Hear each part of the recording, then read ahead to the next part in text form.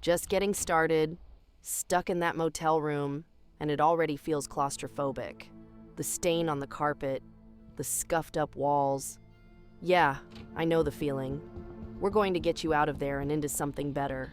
These are the tips that'll save you time, money, and more than a few headaches. And everything's time-stamped. So, if there's something you already know or you want to jump to, go for it. First up, always make a plan. Notes, lists, spreadsheets if you're that kind of person, whatever works. Almost everything in this game can be calculated. 1 seed grows into 8 buds. 8 buds need 8 baggies, or 1 jar and 3 baggies. It's not rocket science, but if you don't think about it, it'll trip you up. Planning stops you ending up broke, out of space, and wishing you had. If you do, you'll buy what you need when you need it. Saves cash, saves space, and cuts down on sprinting to Dan's Hardware 5 minutes before he closes just to grab baggies. Trust me, you'll thank yourself later.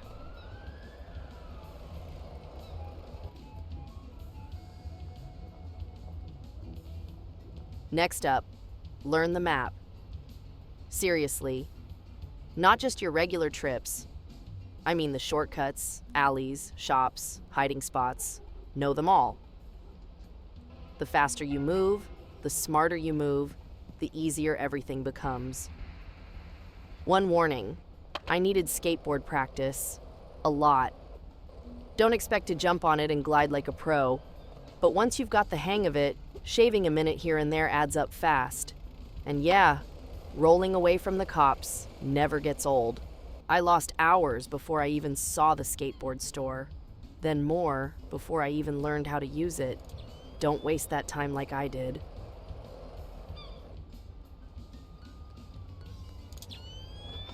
Your motel room? Think of it as mission control, on the cheap. Move the bin, set up new shelves, keep everything in an order that works for you. I keep the tools near the grow tents, baggies and jars by the packing station, product by the door. It sounds boring, but when you've got 6 deals lined up during curfew, your system will be a godsend. A system means you know where everything is, and that's time saved every single day. Skip it, and you'll spend half your time tripping over your own mess. Messy motel rooms lose money. Organized ones don't. Here's an efficiency tip that'll save you a ton of wasted trips. Combine your Hoover payments with visits to Dan. Hoover's got a limit to how many seeds he'll give you before you need to pay up. So, you're going to be dropping cash at his dead drop often anyway. Add in your essential daily trips to Dan's Hardware at the same time, and you're knocking out 2 errands at once.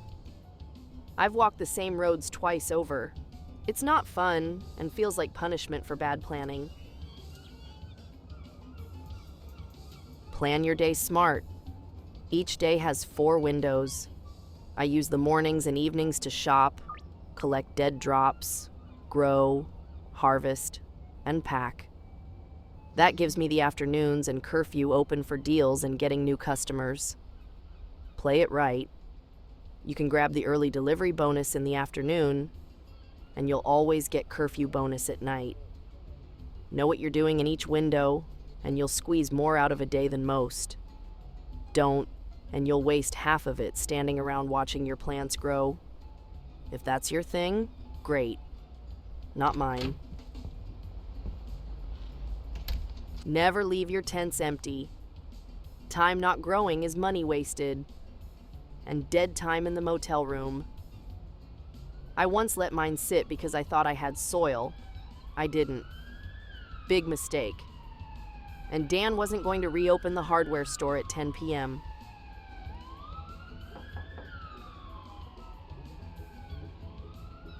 I tried. That single gap cost me a full cycle. Keep the tents rolling, always. Ties back into planning from the start. You know those little annoying things that happen in life which you can't forget? This is one of mine. Remember the free speed grow Dan gave you when you told him you worked in agriculture? Because no one picks the other option, right? If you did, Let me know how that turned out in the comments. Anyway, Speed Grow gives an instant 50% growth boost to your plant, but it damages the quality of what's growing. And we don't want to be selling bad quality product. That's where Fertilizer comes in. It balances out the quality loss. Yes, you're going to spend an extra $30 on the Speed Grow and $30 on the Fertilizer. I'll be real, it's going to impact your profit margin per bud, but the payoff is bigger, faster yields with no downside in quality. It's not optional, it's essential. I ignored it for ages. Think of it this way. When it's growing twice as fast, that's twice as much to sell, and that outstrips the extra production cost. Trust me. I don't sell the same product every day. I rotate. For example, the day you're growing OG Kush, sell your sour diesel. Next day, swap. Why? 3 reasons. 1, I always have something in reserve. No waiting around.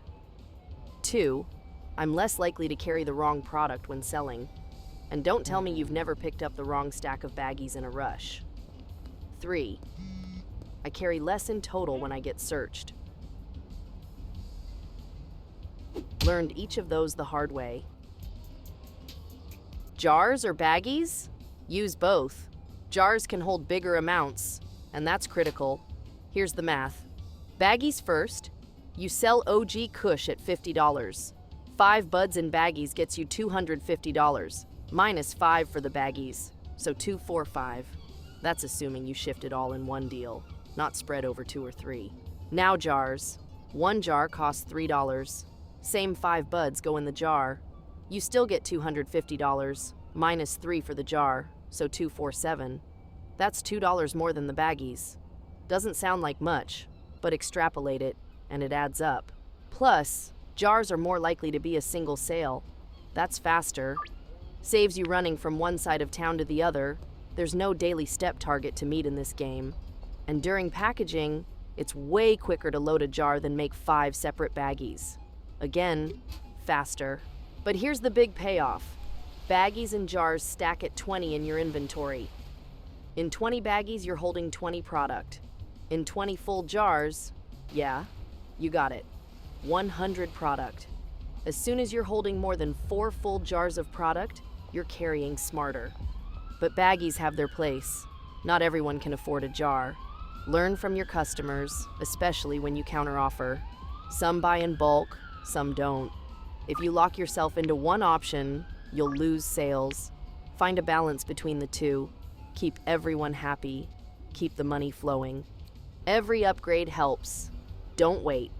Better soil, faster trimmers, the trash collector. They all save you effort. I put upgrades off thinking I'd save money. All it did was slow me down. Each one adds efficiency you'll feel every single day. My favorite is the electric trimmer. Less mouse clicks. Happy mouse, happy me. Last one, and it's a bonus. Delist your product when you're not selling. If you don't, customers will keep messaging, and it gets old fast. Then, when you're harvesting or packaging, relist. Orders roll in while you're already working. Simple trick, but it saves a lot of message management. Think of delisting as silent mode. Or leave it on, if you like hearing another device vibrate. And that's it. 12 tips to get you out of that dingy motel and into something better. Every one of these cost me time or money before I figured it out. Hopefully you can skip the mistakes.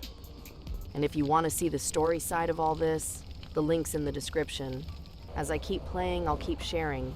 So click all the things too, before you head out. It helps. A lot.